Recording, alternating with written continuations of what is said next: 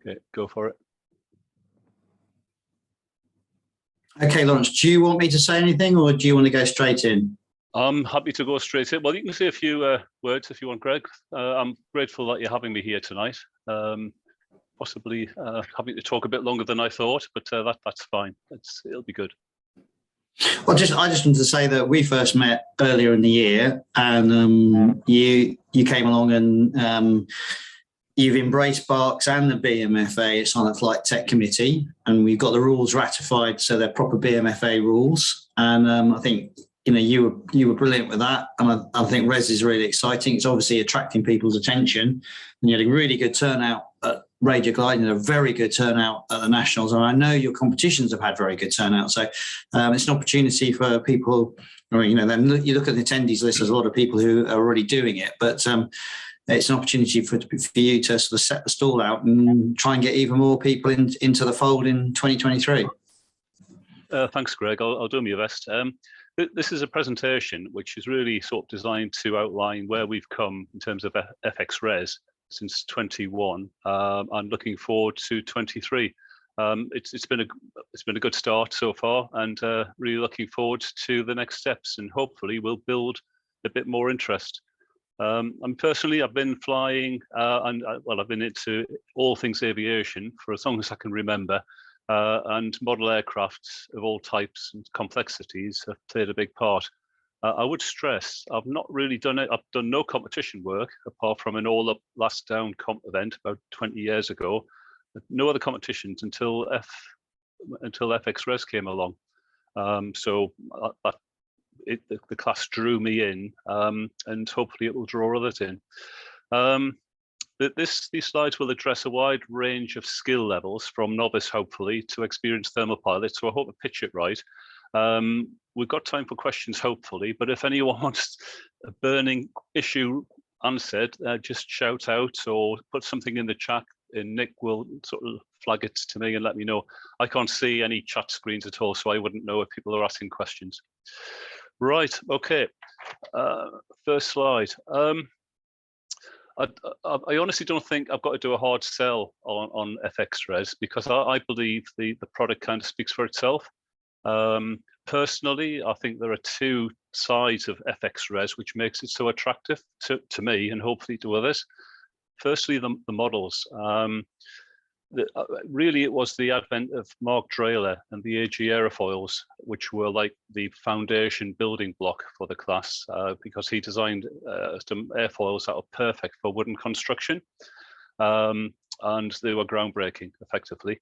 And eventually, they found themselves into the F3, F5 RES classes, and I mean, you can check out the Charles River RC organization website to have a look at them and get some background. The models are really simple. They're cheap to build or cheap to get hold of. Building wise, you've got to check everything twice and cyano once, otherwise you've got an expensive mistake to remedy. But generally, they're very straightforward to build. And the big thing with these models is 2 meter span. They've got an absolutely phenomenal performance in lighter winds. They struggle a bit when it gets more blowy, but generally in low winds and a thermic day, you can have an absolute ball. The other half of the coin, or the other side of the coin, is around the experience. Sort of handcrafting an aircraft, I'm sure everyone will understand this, and pulling together and assembling a load of components to make an aeroplane that flies is extremely sort of rewarding and a therapeutic experience. That's one half of it.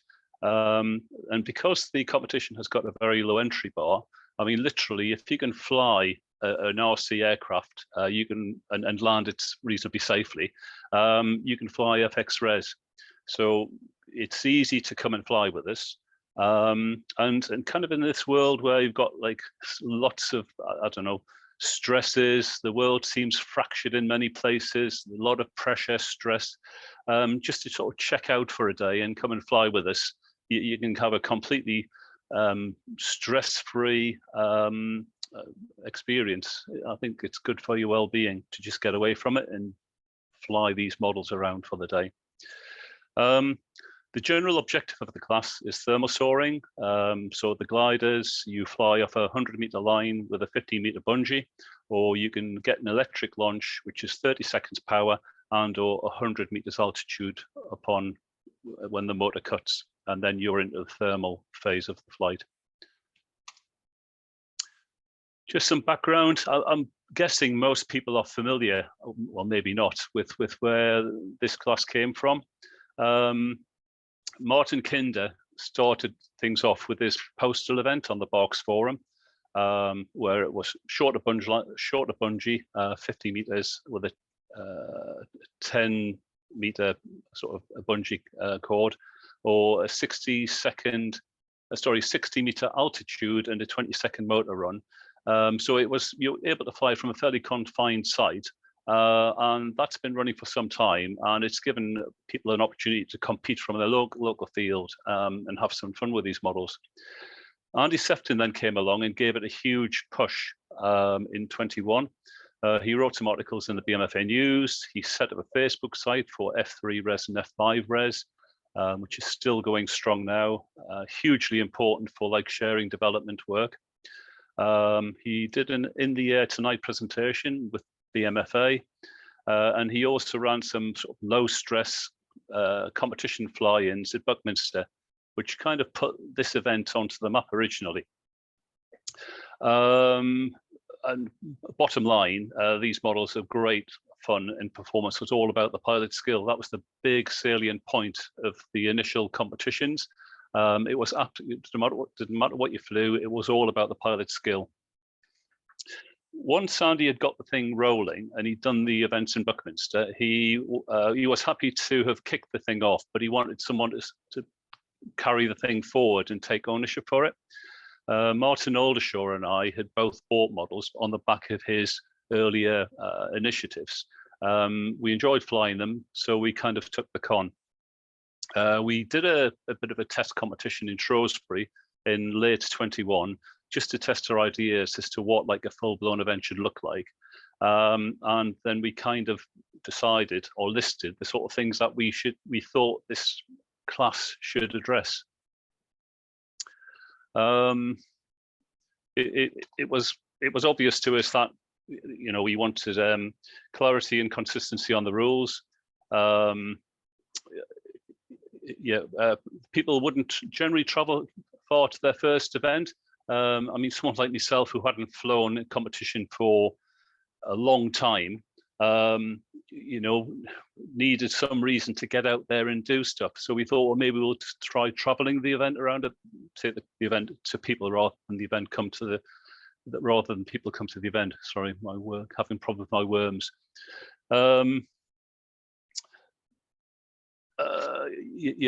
We thought sure there's good potential for high participation, and we also knew that it was possible to learn very quickly with this model. You can say learn the basics, but you could sort of have a limitless possibilities in terms of where you could take the class in terms of personal skill. Even the top pilots who fly in FXRES say they're learning stuff on every single flight and every single competition. And I think that's probably that is fair comment. The other thing is models actually surprisingly do well in the UK conditions. The class had kind of developed on the continent in Europe, where they have obviously better conditions, stronger lift, lighter winds. And actually these models will perform in a reasonable level of wind, not too much, but even when it blows a bit, you still can't get something out of them. It's still possible to max, but you've got to get back to the landing field, which is often a major challenge. The other thing was we didn't think there was enough people flying these models to go for full F3L competition work. The FAI decided that F3RES, which is the glider class, should become a provisional F3L class where you fly the competition in rounds, and that's taken off in a big way. But we just didn't feel there was enough following in the UK to do the full F3L type competition. Right, so once we'd sort of like had our thoughts and pulled our thoughts together and how we wanted the event to run, we just basically simplified it and laid out the objectives. So we wanted to have F3L and F5RES flying together. We wanted to be very simple and straightforward, so people could just come, fly, and enjoy it. We wanted the emphasis on the pilot skills and build the numbers, and enjoyment was the key requirement.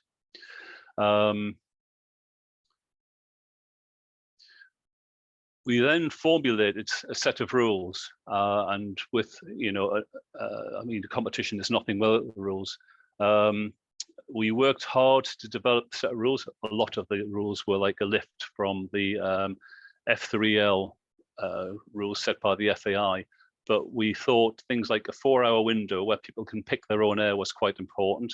We wanted to give people the option of flying best 6 flights out of 10 flights. And we would also have a tiebreaker, because we anticipated an awful lot of people. If good pilots turned up, we thought on a good day a lot of people would be maxing, so we thought that fly off would be important. We then took the rule book, and with Andy Sefton's help and Alex Maxfield's help, we went to the Silent Flight Technical Committee and kind of got them agreed, and they were put into the BMFA rule book for 2022. Which I thought was a massive endorsement for our vision, if you like. And we are just very, very grateful. I thought it was a breakthrough moment when we got to that point, because we thought we had some credibility in what we were trying to do. So that was a really great thing to have happened for us. Okay. To do competitions, we got the rules out of the way. We just realised, obviously, we need to have some infrastructure to support the events.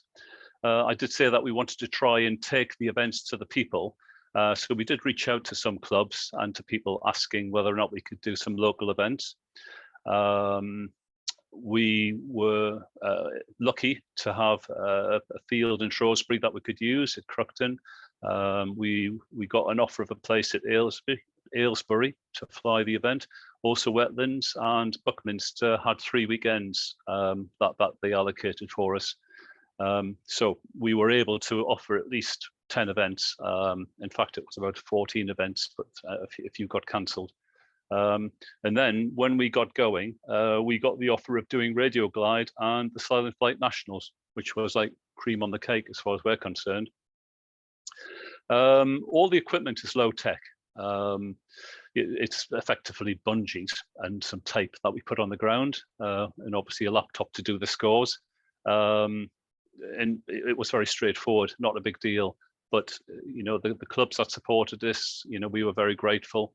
We could cover the prizes with the entrance fees, and we just cracked on with it, really. In terms of, I've said knowledge base on the slides. My view on the knowledge base is really the pilot's skills and experience, which, if you like, builds as a body of information. And that knowledge gets shared amongst other people who join, particularly in FXRES, where you get people who, one pilot normally times another in their flights. And there's a huge amount of information exchanging, particularly from experienced people who timing and less experienced people who are flying, because they're saying, well, why don't you go over there and see what that bird's up to, because he's going up, etc. So it does generate quite an awful lot of learning on the job, as it were. The knowledge base is also, for example, the various social media outlets available to us all. So we've got the forums on BARCS. There's the Facebook site, which was established by Andy originally. I think John Minshall's one of the administrators on that, who's on the call tonight.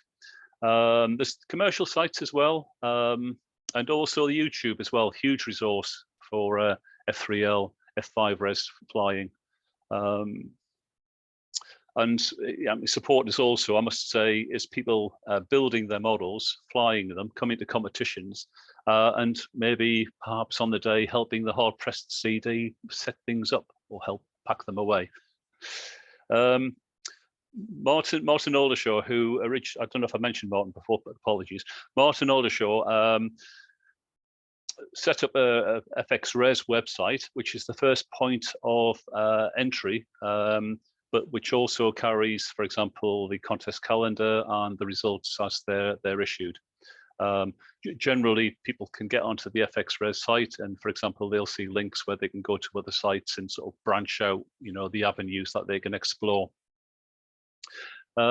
Just one point of interest on the slides. You can see David Poole there. He's collecting a prize for another success. That was at Nailsbury, actually. There's over his shoulder is Brian Seymour. And just for a point of it, Brian was flying on that day a Graupner Amigo, which is 50 years old. And he was maxing with it as well. So as I said, it's all about the pilot. And I think we delivered an awful lot of fun to people who participated. We had 10 events, and I mean, 2022 was just brilliant. Out of the 10 events, 9 events we had hot sunshine and thermic conditions, and we couldn't have asked for any more. Even the nationals, where it was wet and windy, it was very thermic, and there were 3 pilots who were flying together at cloud base, although the cloud base was a bit lower than normal. But people were actually maxing and having a lot of fun in fairly terrible conditions, which was another testament to what we can do with these models. The other sort of outstanding thing for me was the fact that we had virtual novices flying alongside experts. In fact, some of the best pilots in the country, and including one of the best pilot in the country at the moment. But all walked away with a great experience of the day. I mean, if a novice, you could see sort of people who were new to the sport or to thermaling grow over a few events, and then when they got their first max, which is a 6-minute flight, everyone celebrated that, and then they didn't turn back. Then they were clocking up maxes regularly, and you could see the skill developing. So it was really good to see. The league approach that we had, where the scores were wrapped into like the national league over 10 events, that worked really well. And it was good to see an awful lot of people making repeat visits to competitions to build their placing in the league. It wasn't just about who's going to win. There was an awful lot of needle between individuals on the league as well. Friends, for example, trying to beat each other, or people trying to get ahead of their next competitor by flying in another event and trying to do well to boost their ranking. And we did get a national champion. I say national leagues champion. It's David Poole. He won both events, and it was well deserved. He flew exceptionally well all season. He attended most of the events, but he flew really well. And as a matter of interest, if you go on to YouTube and check out Cirrus RC, you'll see his YouTube channel, where you'll see some epic flights where he gets up to cloud base from hand launches with an F3L model. I don't think David will mind me saying he can be beaten, and hopefully there'll be a lot of pilots in the chase during 2023. So anyway, well done, David. That was a really good performance. So we've got the first season behind us, the first full-on season behind us. And we went to the community and asked for feedback so we could try and improve things for next year. And just quickly talking through the bullet points. 5 events to score to the league. So we had 10 competitions, the 5 best events which score towards your league result. We felt that was probably a bit too many events, because most pilots were doing 3 or 4 events, so they weren't able to really participate in the league. They were sort of unable to get the number of events to get a full league score, if you see what I mean. So that was the first problem. Landing was a problem as well, because the rules were originally constituted that people had to land within 30 meters of where they were flying from. So effectively, the pilot was the target. So if pilots were standing on the flight line, effectively you had models landing on the flight line, which it didn't cause many safety issues, but it was clearly a problem and a risk. There was also a conversation about dedicated timers.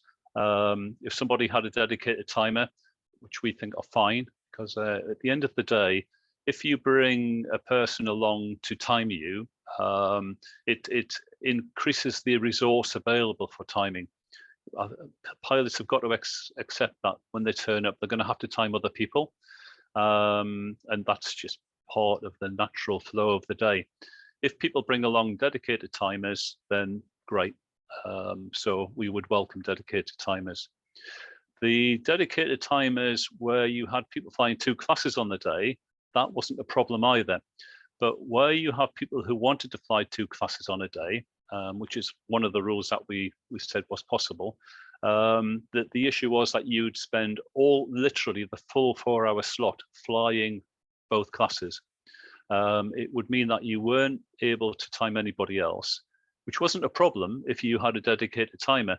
But if people wanted to come along and fly 2 models, and as the class hopefully grows and people wanted to fly 2 models, then you could see how that would possibly create a disproportionate pressure on the resource of people who were available at the time.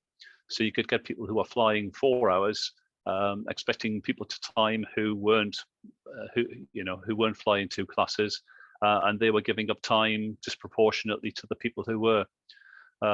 Probably a minor nitpick, but possibly something that would needle some individuals. F3L and F5RES are different. As I'll probably expand later on, the approach to getting the model launched and in the air is different. With F5RES, you've got the ability to travel out to a thermal because you've got a 30-second motor run. With F3L, on a bungee, you've got to kind of pick your air. Once the model's at the top of the line, it's off and away, and you've got to be fairly confident you're going to find lift within, at least half the altitude, which is it's possible. It's not that difficult, but it is a different approach. So we wanted to, so aligning the 2 classes together was probably not ideal. In terms of scoring, everything had to be entered on a laptop at the end of the day to make sense of the times. That was a bit of a delay for people at the end of the day, waiting for the results to become apparent. So we need to think about that as well. So next year, in response to the feedback and the lessons learned, we're proposing the following rule changes, where you can enter either an F3L or an F5RES event on the day. Because we're going to have more than 10 events next year, and because we're saying you can have 4 events to count towards your league score, it's possible for people to compete in both events, but they can't fly both models on the same day. And this will sort of help the pressure in terms of timekeepers, and also make people feel as though they've got a fair chance at either class. In terms of people landing on the flight line, we're going to have a defined landing zone, so people have to land in an area, otherwise they lose their score. And again, that's just a pure safety issue, but it really is important that people landing are kept away from the pilots on the flight line. We're looking at a landing bonus for every flight, and we want a longer, bigger fly-off, because the gladiatorial fly-off at the end of a day's flying was it was good fun. And it was clear that people who were doing the fly-offs were having a ball, but everybody else less so. So we want to try and get more people flying fly-offs. And as I said before, 4 results for the league. 10 events, we've got to confirm the calendar yet. And in terms of scoring, we're looking at using glider score, so people can enter their times on a mobile phone using an app, but it's still early days, so we're going to have to think about that. I mean, the technology works, but because we haven't got a specific FXRES class on glider score, we're using a bit of a jury-rigged type system. In terms of the flying field, this kind of articulates what it would look like. The first thing to point out is that we've got a landing box, which is set 5 meters back from the start line. And in the landing box, we have like spot landings with a tape, a 15-meter tape, as per F3L rules. And that's a mechanic for getting a bonus by landing within a certain distance of the spot landing. There's not much more to say about that. We've got the bungees upwind. You've got a start line with stations marked out, as we have at the moment. And if you launch from station 1, then your spot landing is spot landing 1.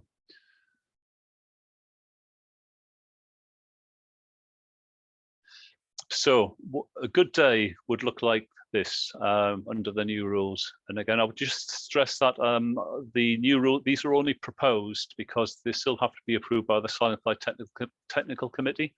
Lawrence, yeah, the Silent Flight Technical Committee met yesterday.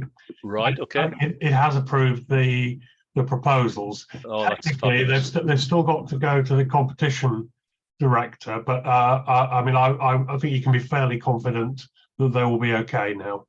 Fab, that's brilliant. That's great news. So you turn up, you fly a working time, 4 hours working time. You've got 6 flights to make. It's 6 minutes for glider, 6:30 for FXRES, which accounts for the 30-second motor run. 10 attempts and a landing bonus predicated on how far away from the spot landing you arrive. One interesting thing, and this is about helping with the timing resource, is that there's a 60-second overfly penalty.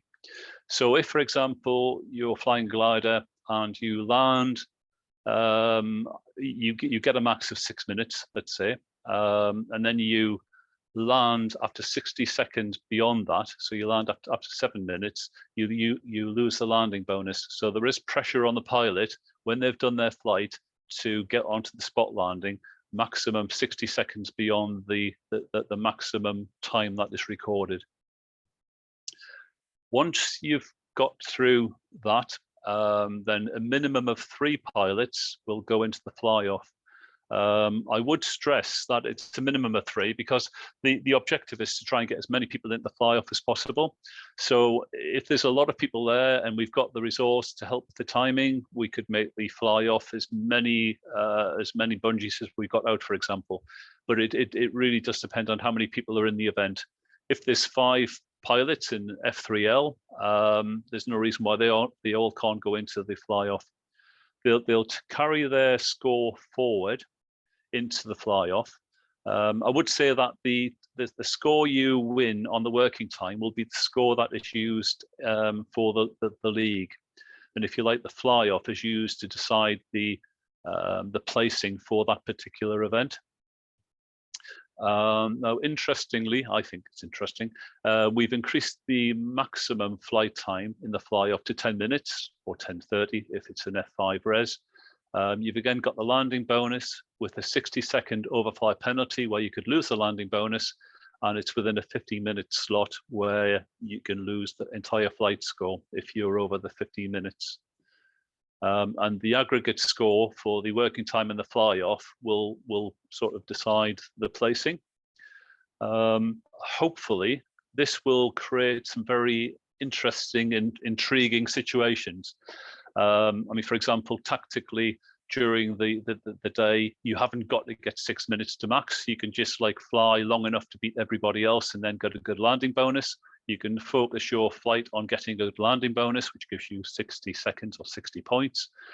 In the fly-off, you can decide when to take off, or you can sort of, when you're in the air and you know you're going to beat somebody by getting a good landing penalty, a good landing bonus, you can spend your time setting yourself up for a really accurate landing. So hopefully there'll be a little bit of tacticals going on in the fly-off. Just along the bottom, we've got the spot landings and the landing tape on order. So that's kind of what the tape will look like. That's just a graphic from the sample that was sent through. Right, I've talked a little bit about the models. the point about this is that thermals don't really care, and the stats kind of demonstrate it. Amongst the 20 pilots flying F3L, we had 12 different designs, and some people had more than one model. We had 15 F5RES models amongst the 23 pilots who did that class. And yeah, the whole point is you've got to get it into a thermal. In neutral air, you can, neutral to buoyant air, you can probably get 3 minutes. If you're in sync, you're 2 minutes or less. Even on good conditions, 6 minutes is possible, but sometimes you have to find a second thermal. It's absolutely all about the pilot. There's a large choice of models out on the marketplace. They are easy to build, but again, I'll repeat my advice. Check twice, cyano once. Easy to build, generally. There's some really good, almost ready to fly models out there, really competitive ARTFs. And second-hand gliders go very, very quickly. I've literally witnessed one glider go onto a Facebook site and it was sold within 10 minutes. So you can try it, have the model for a couple of years and sell the model, and you'll get some money back. One of the things about the other thing is, in terms of future developments, I mean, there's a huge amount of debate around this, but I think models need to start thinking about high-speed flight, which penetrating or flying in strong winds. There's a strong argument for fast climbing F5RES models, and also high TOWs for F3L models. The top left-hand corner, that's a wiki. I understand there's quite a few being built down in Aylesbury at the moment. You can see it's got a D-box leading edge. It's got a geodetic structure, very, very stiff model. So it's got a very high VNE, and it's rather a thin wind section. So it's less lifty, but it'll fly faster, and that's possibly a promising development path. The model on the top right, that's a home brew design by Alex Maxfield. It is light as anything, and it will get up to 100 meters in 7 seconds. And I think it's a great strategy. Alex will fly this around low to get to marked lift, and then he will just point it upwards and it'll just go up like the clappers. I think it's about a 10-meter zoom he gets it according to the stats. In terms of bottom left-hand corner, that's a Magic 2, but that's got tissue on mylar, which help stiffen the wing considerably, which again helps with the VNE. You can push it forward quite aggressively, and you don't get the dreaded wing flutter, which tends to be a slight problem with some of the film-covered wings. Having said that, bottom left, that's a Thermal Hunter by Hummingbird Models, which is very simple, traditional, straightforward build. And it's incidentally got one of the best build videos on YouTube, which really is perfect builder's model. As I said, very simple, straightforward, and competitive as anything else. And then finally, if anyone flies FXRES and is a regular FXRES pilot, if your first reaction is to say, wow, look at that sky when you look at that photograph, then I think and I believe I'm actually getting somewhere. And that's the end of this presentation. Thank you. Any questions? Nick, I can't see the chat if anyone's asked anything or any comments. There's nothing in the chat at the moment, but I'm keeping an eye on it. Okay. Lawrence, can I ask a question? You put the picture up about the landing tape. Yes. Can you just take us through the granularity of the scoring of that? And also, it's quite interesting because you're obviously appealing to, you're trying to appeal to people who've never done competition before, etc. So the granularity within the first meter is quite tight, isn't it? And if you look at other classes like we don't do F3B in the UK anymore, but F5B, it's really simple. You know, with F5B and F3B, you've got about a 15-meter tape, and you get 30 points if you're in 5 meters, 20 points in 10 meters, and 10 points within the last bit. So can you take us through the granularity of it? And it's a fairly stern test, and the landing points are quite a big percentage of the flight score. What's the logic behind making that 1 meter such a high scoring area? Well, I'm not being critical. I'm just interested to know the logic of it. It's not really. If you land on within 0.2 of a meter of the spot, it's 60, which is 60 points. I haven't got the numbers in front of me because I'm sort of locked into the presentation. But the fall off of points is quite slow. So, for example, if you're 3 meters out, you'll get a substantial number of points of the 60. Again, from memory, it's about 40, 45. I haven't got the rules. I should have had the rules printed out in front of me.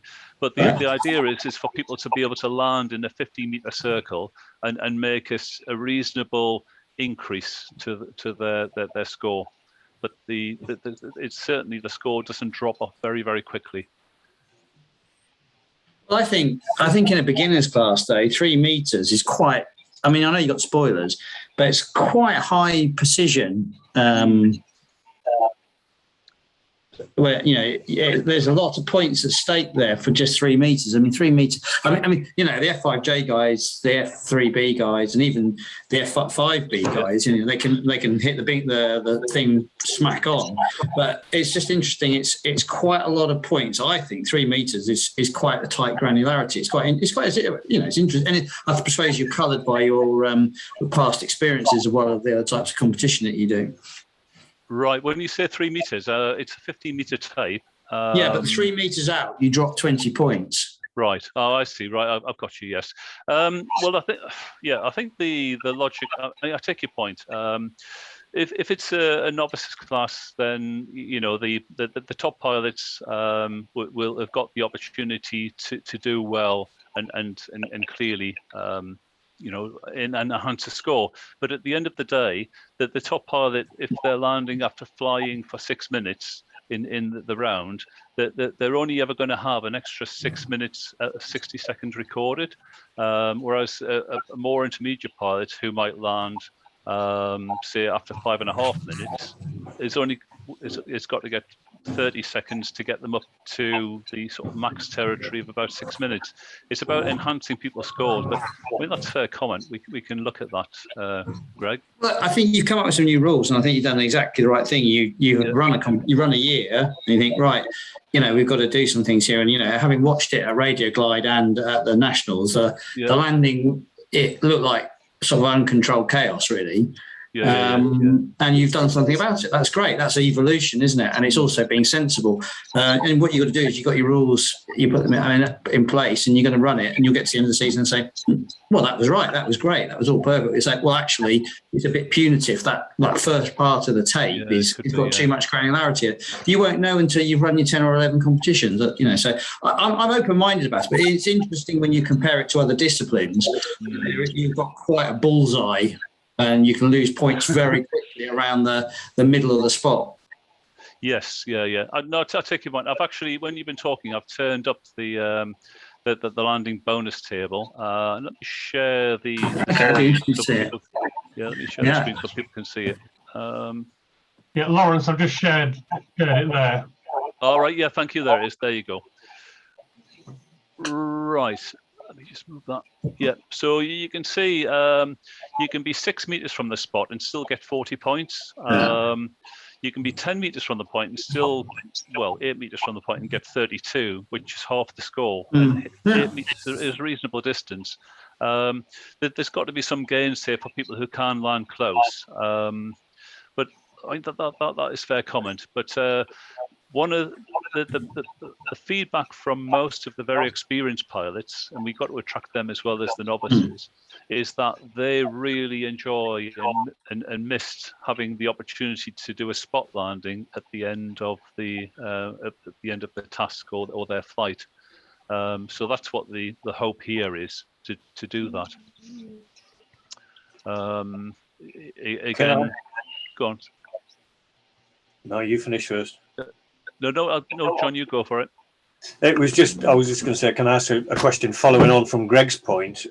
In your diagram where you show the rectangular landing box, which is the leading edge is 15 meters from the flying no, 5 meters flight line, and then the 15-meter tape is 15 meters back from that leading edge, so the spot is actually only 30 meters.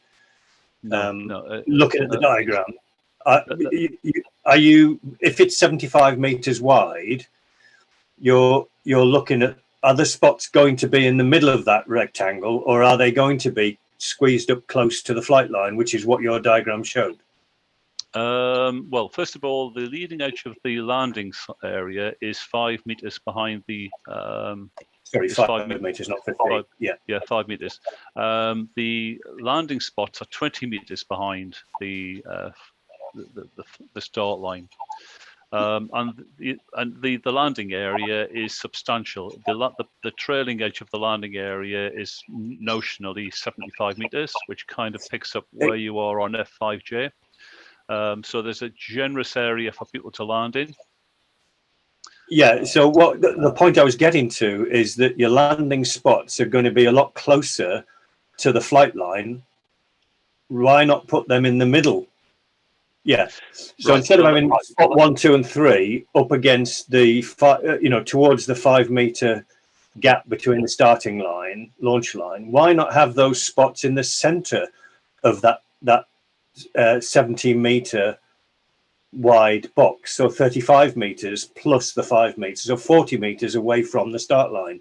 Just makes it a bit safer, that's all. Well, I don't think it's an issue, because at the moment you've got 20 meters between the start line and the spot landings.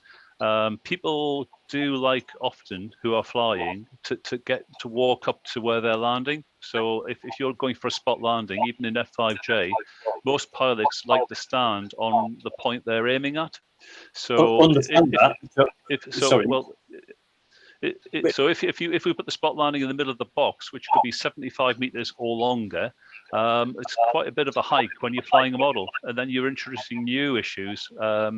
Whereas 20 meters is not a massive hike to get to a position where you're going to land. It was just a case of why are they up against the left-hand end of the box instead of in the center of it? Well, effectively, you don't need a 75 meter length. I mean, you only need something 40 meters wide if you stick in the spots within 20 meters of the launch line. It's to give people again, reflecting Greg's comment on sort of difficulty. During the season, it was quite surprising how often people would land some distance downwind of the takeoff point. And what this is trying to do is saying, look, if you're going to land some distance away, there's some flex there. You can land some distance away. You're not going to get bonus points for landing within the distance of the tape, but at least you'll land and your flight will score.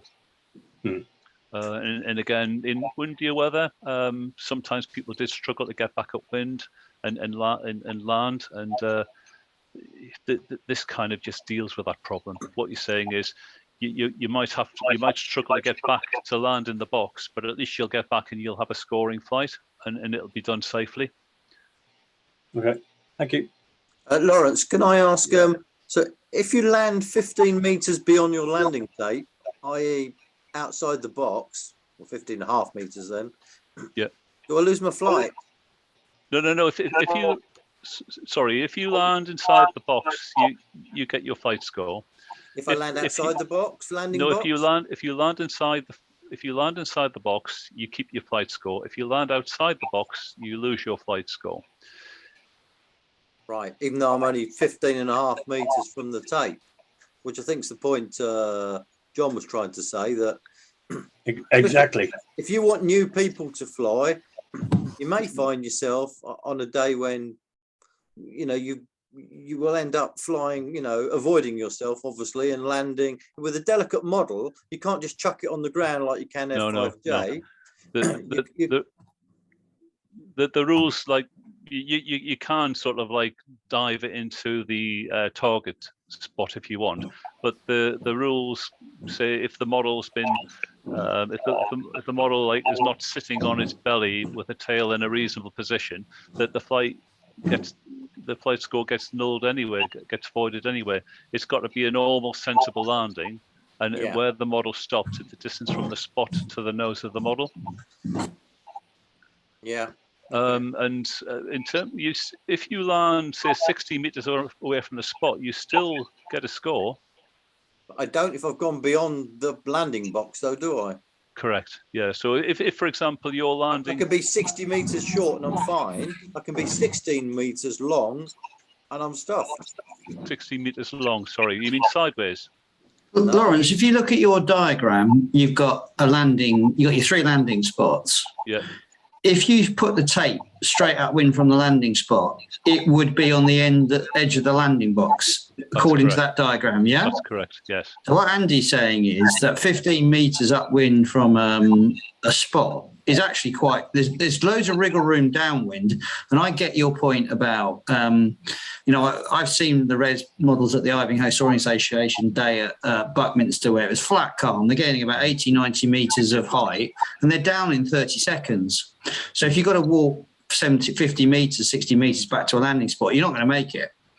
You know, if there's heavy sink. So I sort of understand why you've got it to the upwind end of the box. However, Andy's point is a good point, which is the tape stretched out upwind would be on the edge of the box. That is pretty tight. I think you need to I would suggest you need to have sort of 20 or 25 metres upwind of the spot before you get to the edge of the safety line, effectively, into the box. It's very tight. Yeah. Which is sort of what I was saying. I take your point, and we can look at that. But I still think that this is a reasonable compromise because you are coming in to land towards yourself, and you kind of want to discourage people flying sort of upwind, approaching the start line, and therefore this sort of spacing kind of reflects what's in the FREL rules. Pardon?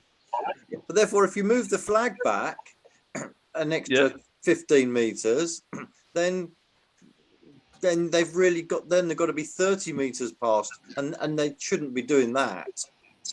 But at that present, it looks too tight to me. But it's not symmetrical, is it? Upwind and downwind, especially with a light model, are different. You know, beginners are going to struggle to penetrate back to the spot. It's not difficult to avoid going upwind at the spot. Yeah, but if you're coming into land and it's a hot day, you know, like the day that the Res guys had on the first day of Radio Glide, and the wind reverses through 180 degrees, and you come into land and you're landing downwind, even with a model with spoilers, you know, the experienced pilot will pop on the spot and he might get it. You know, instead of being half a metre from the spot, he'll get it from a metre from the spot. An inexperienced pilot coming downwind, because there is a reversal of the wind, which happens regularly on a good day, could easily just go banzaiing through the spot landing area and breach that line. I understand Lawrence's point, which is if you have it fucked too far into the symmetry of the box, it's too far to walk, but it's too tight to the upwind edge, which could become the downwind edge if there's a reversal of the wind. Yeah, well, I take your point, Greg. It's not really happened on the 10 events we've done. I can't think of any time, even maybe except for one fly-off when it was like flat calm, where people were launching in the wrong direction or landing in the wrong direction. In fact, nobody landed ever in the wrong direction, if that makes any sense. And if we got a consistent shift of wind, we'd move the flight line. Right. But 2 or 3 times, I, for one, and I know you did as well, Lawrence, landed long rather than short going into wind, which is why we were breaching the takeoff line, which is obviously why this landing spots and landing box has now come into the rules for this year. So it is just as easy as a beginner or somebody who's well out of practice, which I was, to land long is to land short, because you think, well, actually, the model isn't good enough to come back upwind from staying in the thermal going downwind. Therefore, I'll come out of it early. And because you've done that, you're still too high when you close in on the landing spot, especially with the time penalty now. And I would say the same as Andy Harold and Greg, you know, if you move those 3 landing spots not 20 meters away from the start line, but move them, say, 30 meters, you know, 10 meters, another 30 feet to walk is not, you know, too onerous, but move it back towards the center of that 75 meter space. I think where you actually open yourself up to it becoming more dangerous, taking out the argument about overshooting, if there's no wind and you're an inexperienced pilot, if you came from the south of the screen there and landed crosswind into the spot, you've got a huge distance upwind of effectively ahead of the spot, up from 3 to 1, where you can overshoot the spot and you've got 60, 70 meters of length. So what you're actually doing by bringing that line smack in close to the upwind edge of the box is you're promoting people to land crosswind. That's also a very good point. Yeah, right. I mean, basically, this kind of reflects what's done in the F3L rules anyway, because but that doesn't mean it's right, does it? You know, it doesn't mean to say it's right, but this is just predicated on the experience of the first season's flying, where people were using themselves, if you like, as the point which they flew towards, and there were occasions where people actually flew through or onto the flight line, but it wasn't that many. It was probably about 6 or 7 instances in the whole season. So by moving the landing point back by 20 meters, I think that would solve the problem, because even the models that flew, the one instant or 2 instances where the model flew through the flight line, it didn't go more than a few meters beyond the front of the flight line. Generally speaking, the biggest struggle with FXRES or F3L is to penetrate forward and get to a point. When there's even a bit of a breeze blowing, you get the model very, very high. It's bringing it forward and down to land it in the box. And one reason why the box is being extended so far downwind is to let people land in the box and make a score. You will forego the landing bonus, obviously, because you know any of the type. But several people, basically last year, there was a lot of disputes and arguments about whether people had landed more than 30 meters away from where they'd started from. So we can just kind of eliminate that altogether, and we just say you can score a flight as long as you land it in a massive box. You're there. You've got the score. You've got the opportunity, if you fly well, of landing within 15 meters of a landing point to enhance your score. And that's it, really. You've got the big landing box to appeal to the novice, and you've got the landing tapes to appeal to the more experienced pilots. Lawrence, I was just looking at the draft rules that went through the SFTC yesterday. It does at the moment say 20 meters. It would not, I mean, we could, if you wanted to, consider backtracking and just putting the words "at least." So it will be open to CDs depending on the design of the field and depending on the conditions. I mean, Greg made the point of his windless and so on. They could move them down a bit. Well, yeah. If you want to put that in, if that satisfies the audience, that's fine. We can take that offline, but I don't. Yeah. You know, if Lawrence, I would give yourself the wriggle room. I tell you, because what could well happen is you could get through the season people evolving planes, and they're building sort of a high wind special plane, and actually it flies really, really well. So they then, because it covers a lot of ground quickly, it will go from thermal to thermal. And you know, this is the trade-off in your design of an F3 of any actually thermal soar, isn't it? How much lift you have and how much speed you have, or lift over drag. And then you could have a load of planes start turning up the competitions that actually are quite fast relative to what you've got at the moment, and they do penetrate our wind. I think if you've got the scope in the rules that you can have that as you've got it now in your diagram, but at the CD's discretion, you can move it back 20 meters. I think that gives you more flexibility if things adapt through the season. Yeah, fair enough. I doubt they will, because the rules provide a certain limitation on the performance. But yeah, I mean, that's a possibility. We can say at least 20 meters, Nick, but I still think 20 meters is about right. It kind of reflects what they do in F3L for their spot landing. Admittedly, that's a more mature class, but you know, we are trying to get people, you know, pointing at F3L at some point or other. I mean, I can't guarantee that the SFTC would accept that retrospectively, but I mean, it's just giving you, as Greg says, it's just giving you a bit of wriggle room if it proves necessary. It's not saying you've got to move it. Right, okay.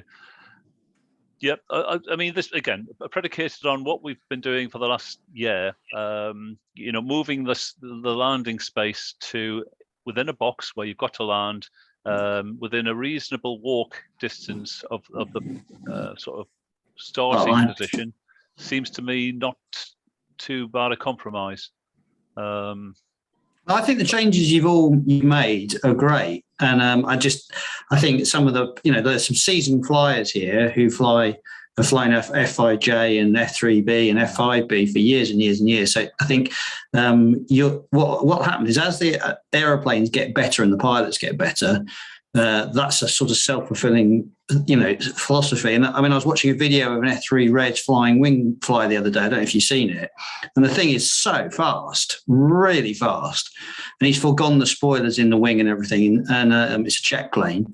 And if you get something like that turn up, well, it's going to be a bit of a, you know, it's fine if someone's a really good pilot and they can just land it, you know. But if you then people think, well, actually, that's a great plane for windy weather, and you get the novice pilots start buying planes like that, then the whole landing criteria you've come up with changes. I think you need to give yourself the scope to lay the landing area out that's appropriate for the field and the weather at the time. Okay. Right. Well, yeah, we can take it offline and discuss the distance from the start line, Nick. That's not a problem. Yeah, that's absolutely fine. Yeah, I'll talk to you tomorrow if you want. Yeah, thanks. So thank you for that. But again, maybe we'll get the models that will come along. We'll do that, but we shall see.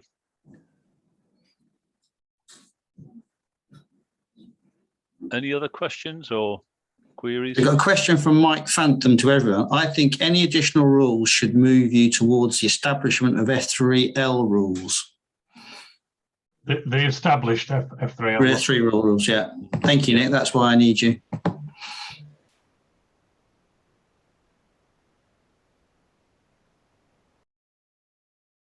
Lauren, I can't hear you. Right. Can you hear me now, or have I gone off? No, I can hear you. Right. I can hear you.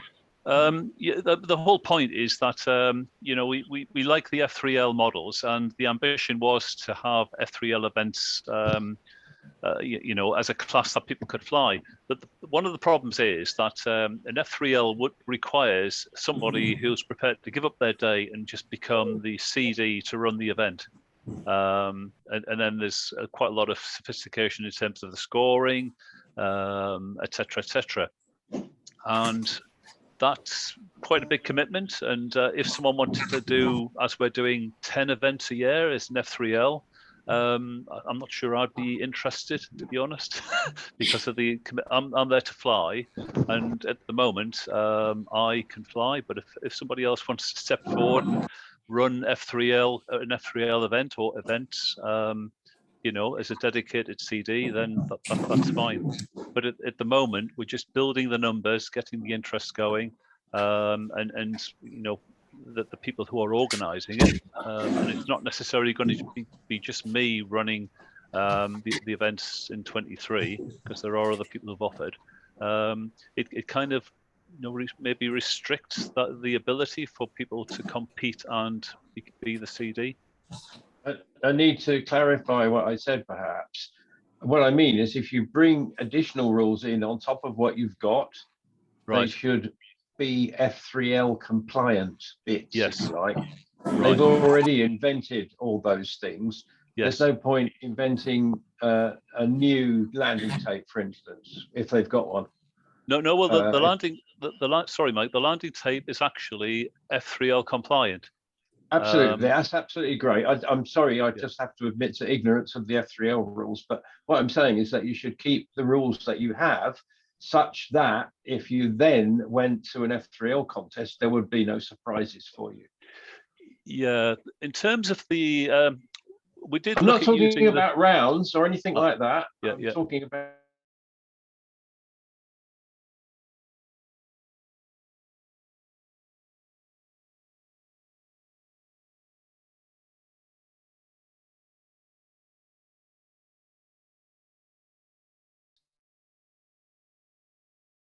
Run the contest is different. So you've already cracked the major problem, which is the aeroplane is exactly the same. Correct. Why don't we have the landing set up exactly the same? Well, the position of the spot landings on FXRES is kind of where the spot landing is on F3L, so it does reflect. I did say I apologise for ignorance of the F3L rules, but yeah, you are consistent with that, so that's perfect. We are, but I think there's a view in the meeting which suggests that maybe it's too close. But the only thing we've done is we've overlaid the landing box because under F3L, for example, there is no landing box. But we felt it was worth explicitly imposing a landing box on the arena, so people. Because we had so many arguments and disgruntlement about people saying, well, actually, that person was definitely more than 30 meters away from where he took off from. And then, you got to the point where you could have people with big strides as opposed to little strides measuring out 30 meters. Yes, the box is perfect because you can't argue with it. Yeah, we mark the box with, the idea would be we mark the box out with, say, football cones, etc. And you can just cite them through. I was going to get we are getting a measuring wheel, so we can actually accurately measure what 5 meters looks like. So it's not 5 Lawrence's paces, it's 5 meters. I mean, I've got a measuring wheel if you want one. Oh, thank you. They're only about 10 quid from Screwfix, but it's kind. Okay. Thank Mine's you. Free. Oh, yes. Picking up from Mike's point, I think he's absolutely dead right. We've got to be careful we don't actually develop a new class. Correct. But the F3L rules, I think, get your flight disqualified only if you fly outside what is a designated flying area. For example, the flying field is what That's it correct. says, not necessarily a flying box. And that there's a subtle difference there, where you actually almost by going to a box, you're almost forcing a spot landing of a fashion just by getting back to the box, where the flying field could actually be a hedge boundary.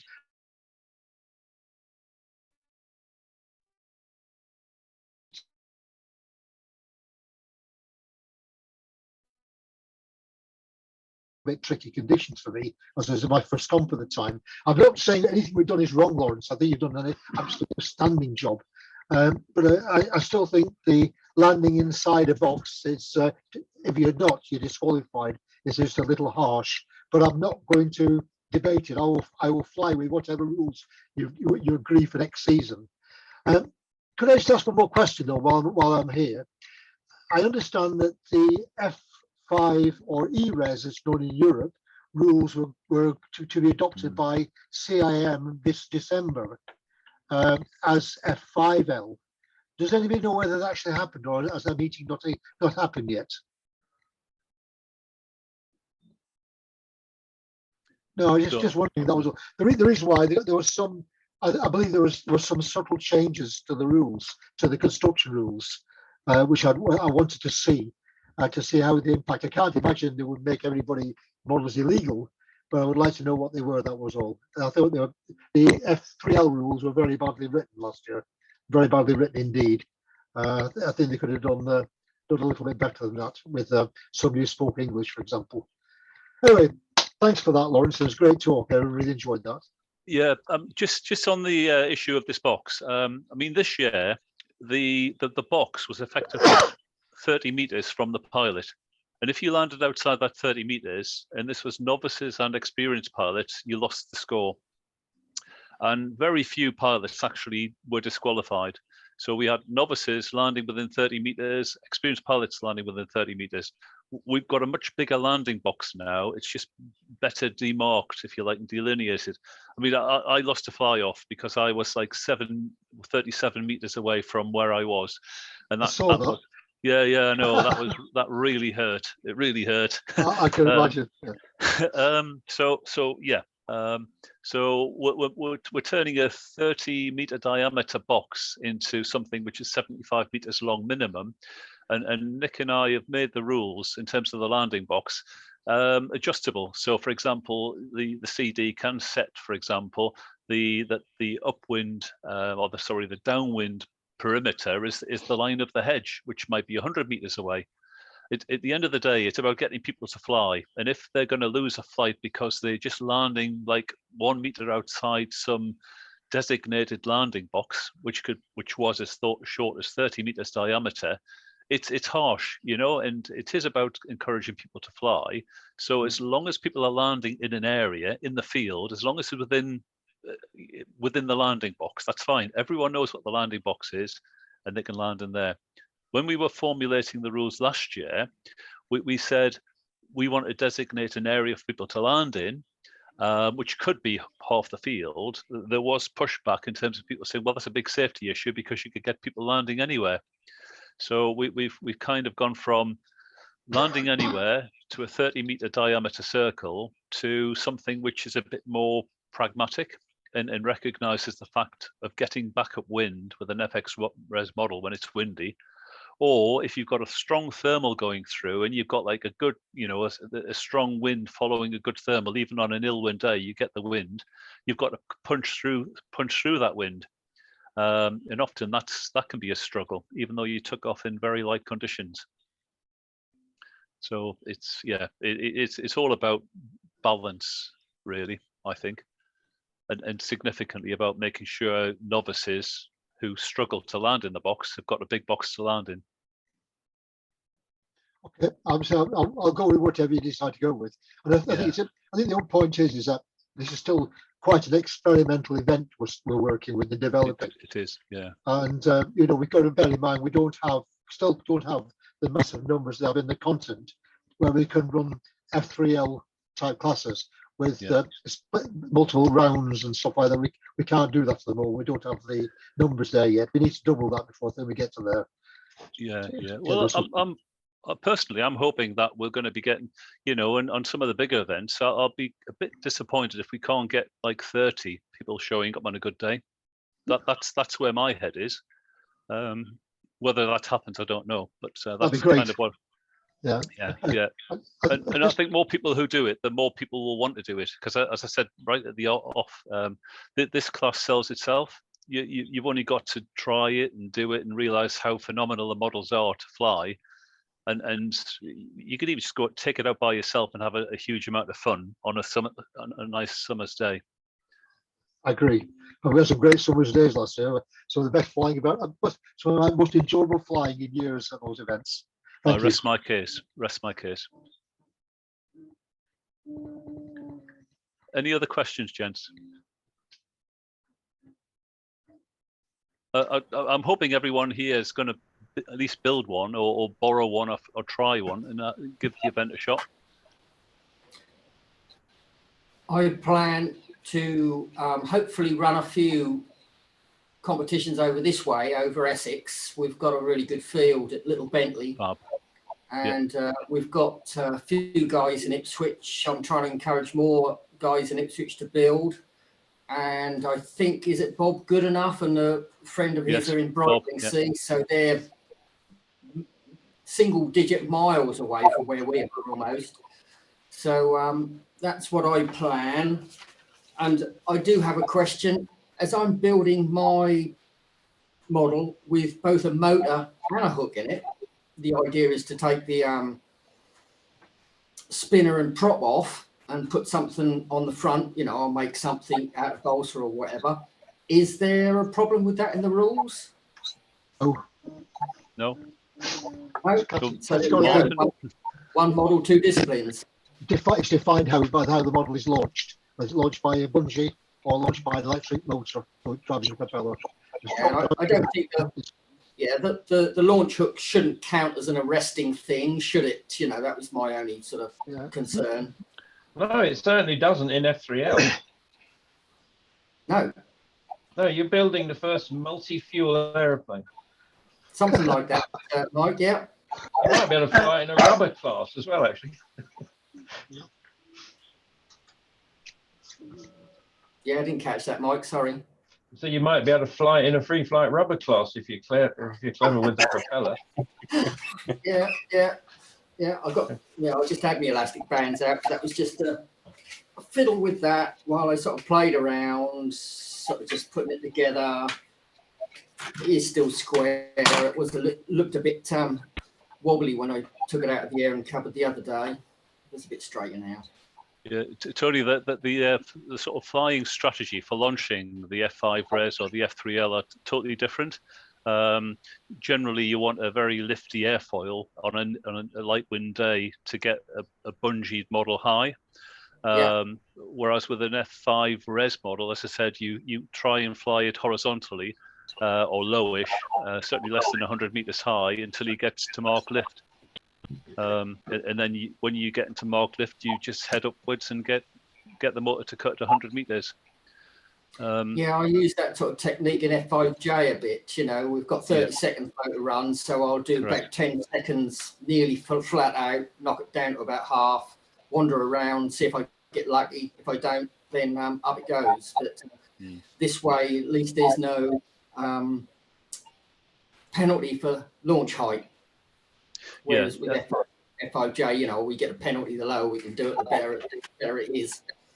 Yeah, exactly. And also with F5J as well, the time or the height is only counted. Is it 10 seconds after the motor cuts?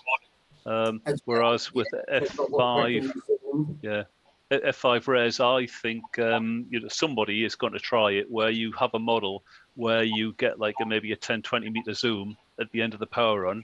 And I'm just wondering whether it's free flight modelers who fly F1C, which is the vertical takeoff models that go up vertically and zoom a phenomenal amount after the motor cuts, whether or not there'll be any advantage in doing that. Well, it's kind of happened in F5J because it is always a battle to try and sort of not game the rules exactly, but that's, I suppose, why perhaps the height penalty came in. Starting out with 200 watt per kilo, it was just, there was an arms race. How fast could you go upwards? I did a little test one day and I was hitting over 800 feet. Well, that was silly, but I was on the rules, 200 watt per kilo. That's what it was. So it is an arms race. So as they develop the rules, it'll even out, hopefully. We shall see. But if you want some inspiration, the F1A, the free flight glider, is launched from a 50 meter hard tow line, no rubber involved, and they are climbing to 120 meters from a 50 meter line by putting a huge amount of energy into the aeroplane. Now, enough energy that would flutter an F3L model to death. Yeah, exactly. Because they're all super composite structures, but they're gaining well over twice line height from the launch, and they're going vertical for 2 or 3 seconds to do that. Yeah. Now look at their airfoils, and there may be some clues there. Interesting. Yeah, I think you're right, Mike. The F3L, F5 maybe F5L model now, F5RES, there's just not enough beef in the structure allowed in the rules to do that. But you never know, someone might find a way, and it'll be interesting to see how they do. I think ultimately it's about getting into rising air. Absolutely, yes. Yeah. The thermal's the king. The thermal's the king. Thermal doesn't care, but it's the king. As I said, this year we've had people flying Gentle Lady, didn't we, John? Graupner Amigo. You know, both models maxing quite comfortably as long as you are launching into lift. Mm. And they were both around about twice the weight of the latest models with the thinnest wing sections. I'm carrying about 750 grams on mine. So yeah, it needed a good lift, but it was possible. Yeah. Just wanted to say one thing, Lawrence. I've just tried to find on the In the Air Tonight archive, and I can't find it. When Andy Sefton did the talk last year or 18 months ago, whenever it was, I can't remember if it was season 1 or season 2, but he gave a talk on ITAT about F3, F5 Res or F3L, and I recall that we had something like 60 to 70 members on the Facebook page, which had only been going for a short few months at that point. And we're now up to 678 members on that Facebook page. So it's gathering momentum. So hopefully these change of rules and a bit more promotion and your hard work this coming season in 23 will get a lot more competitors on the field each day. And it'll continue to grow. So thanks very much indeed for an excellent talk, and also all your hard work and Martin's Aldershaw's hard work this last 12 months, and giving us some good fun on the field. Yeah, thanks, John. Yeah, it was great fun, and as I said, hopefully we'll see a lot more people out there. Yeah. Right, Nick. Have we covered all the questions? Are we kind of there? I have no more. There's nothing else in the chat. I think that'd be a good moment to finish. It's great. Thank you very much. Lawrence, thank you. Well done. Yep. Thank you. Well done. Well done. So I'm going to end the meeting now. Thanks again, Lawrence. Okay.